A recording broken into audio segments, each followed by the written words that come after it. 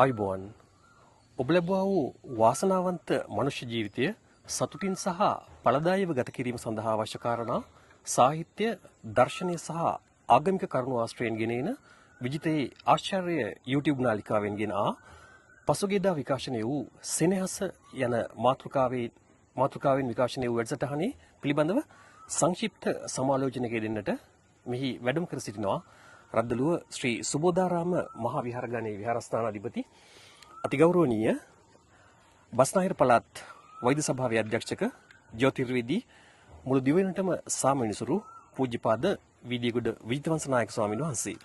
අවසරයි ස්වාමීන් වහන්සේ. මනුෂ්‍යයා මුල් කරගත් සමස්ත ලෝකවාසී සත්වයන්ගේ පැවැත්මට අතිශයින්ම වැදගත් වන සංසිද්ධියක් වන සෙනෙහස නම් වූ උත්තරීතර සංකල්පය පිළිබඳව එම වැඩසටහනින් පැහැදිලි කරන ඔබ වහන්සේ එහිදී සෙනෙහස යනු යුතුයකම් වගකීම් කලගුණ සැලකීම් සහ විඳදරා ගැනීම යන කාරණාවල සංකල්පයක් හැටියට විස්තර කරනවා. මේ පිළිබඳව තවදුරටත් පැහැදිලි කරත් ස්වාමීන් වහන්සේ. ඇත්තටම සෙනෙහස කියන වචනය ජීවිතයේහි තිබෙන ඊටාම වැදගත් කොට සැලකිය හැකි අවස්ථාවක්. ඉතින් සෙනෙහස තුළ ලෞකික වශයෙන් තියෙන පුනර්ජීවනය ඊටාම ලොකු තද බැම්මක්. ඒ නිසා බුදුදහමේ භාග්‍යවතුන් වහන්සේ විටක සෙනෙහස අතහරින්නටයි කියලා තියෙනවා. ඉතින් නමුත් පුදුණු සත්‍යයන් වශයෙන් සෙනෙහස තුළ කටයුතු කිරීම. ඒ වගේම සෙනෙහස කියන වචනයට ප්‍රතිවිරුද්ධ වචනයක් අපේ භාෂාව තුළ නැති හේයි. ඒ සුවිශේෂීව පුදුණු සත්‍යයට අත්‍යවශ්‍ය කරන කාරණාවක් හැටියටයි මා එහිදී විග්‍රහ කරලා තිබෙන්නේ අපේ ප්‍රසාද මහත්මයාණන්ගේ. සෙනෙහසේ ඊළඟ ප්‍රකට අවස්ථාව ස්වාමීන් වහන්සේ යෞවන ප්‍රේමය.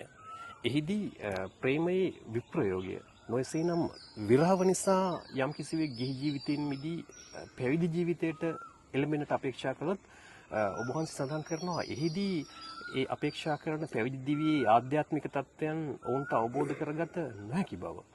මේ පිළිබඳව සඳහන් කළොත් ස්වාමීන් වහන්සේ ඇත්තටම අපේ ප්‍රසාද මහත්මයාණනි විරහව කියන තැන යම් තැනක පවතින දුර්වලතාවයක්. ඒ දුර්වලතාවය තුළ සමහර වෙලාවට නොපොහසත් ගතියක් වෙන්නට පුළුවන්.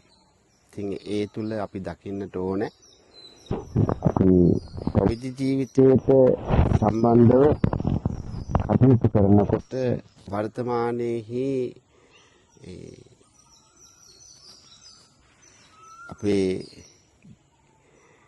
ග්‍රාමවාසී භික්ෂුව කියලා කියන්නේ බොහෝ දුරට ගිහි ජීවිතයටත් බොහොම වැඩිපුර සංකීර්ණ ස්වභාවයක ජීවත් වෙන කෙනෙක්. ඒක අද වර්තමාන සමාජයේ දිහා දැක්කාම පේනවා ඇති.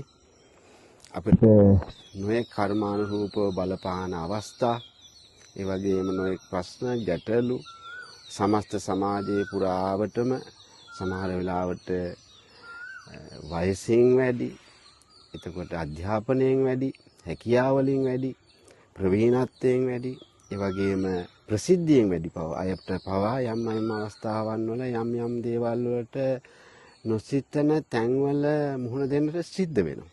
ඉතින් ඔතෙන්දී මම විශේෂයෙන් සිහිපත් කළේ ගිහි ජීවිතයේ ශක්තිමත් කරගෙන යොමු වෙන තැනේදී පැවිදි ජීවිතය ශක්තිමත් කරගන්නට හැකියාව තිබෙනවායි කියන බව තහවුරු කරන්නටයි. බෝසතාණන් වහන්සේ පවා ගිහිගේ නික්මවා යනකොට රාහුල කුමාරයාගේ සුරක්ෂිතභාවය මනාව පැවතුණා. යසෝදරා දේවියගේ සුරක්ෂිතභාවය මනාව ස්ථාපිත වෙලා තිබුණා.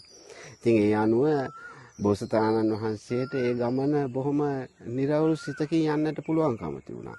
අන්නේ වගකීම දරාගෙන කටයුතු කරන යම් කෙනෙක් වේද ඕතමෝ ඒ පසුතලයේ ශක්තිමත් කරලා. එතකොට පැවිදි ජීවිත ගමන් මාවතට යොමු වෙනවා නම් ඔහුට යම් සැනසෙල්ලකින් ඒ පැවිදි ජීවිතය ගත කරගෙන යන්නට පුළුවන් කියන මඟ පෙන්වීම තමයි මම එතෙන්දී ඇත්තටම බලාපොරොත්තු වෙන්නේ ප්‍රසාද මහත්මයාණනි. ඒ වගේම ස්වාමීන් වහන්සේ සෙනෙහසේ උත්තරීතරම අවස්ථාවක් ලෙස ඔබ වහන්සේ සඳහන් කරනවා මවගේ රුධිරය කිරිබාට පත්වී දරුවාට පෝෂණය කරන අවස්ථාව. මෙහි ඇති සුවිශේෂී භාවය නිසාම ඔබ වහන්සේ සඳහන් කරනවා මෙය බටහිර පර්යේෂණාගාරවල භෞතිකව කෘතිම උත්පාදනය කරන්නට උත්සාහ කර ඇති නමුත් ඒ අසාර්ථක වී ඇති බව. මෙහිදී ඔබ වහන්සේ සඳහන් කරනවා ස්වාමීන් වහන්සේ නාසා ආයතනයේ මෙවැනි පර්යේෂණ කටයුතු කරනවා කියා අපි අසායත්තේ නාසා ආයතනයේ අභ්‍යවකාශ පර්යේෂණ ආයතනයක් ලෙස ඒ පිළිබඳව පැහැදිලි කරත් ස්වාමීන් වහන්සේ.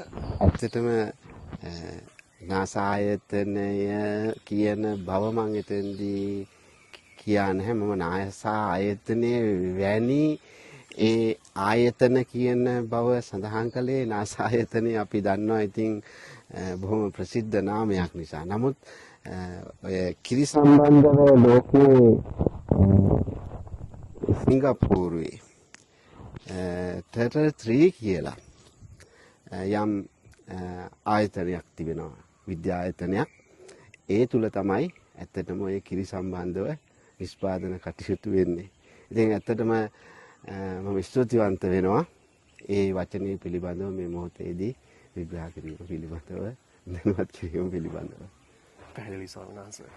ඔබ වහන්සේගෙන මනුෂ්‍යත්වයේ උත්තරීතර සංකල්පයක් වූ සෙනෙහස යන සංකල්පය පිළිබඳව වූ වැඩසටහන පිළිබඳවයි අපේ සංක්ෂිප්ත සමාලෝචනය ගෙනාවේ. එසේනම් මේ ආකාරයේ වූ ඊළඟ වැඩසටහනකින් අපි හමු වෙමු. ඔබ සියලු දෙනාට තෙරුවන් සරණයි.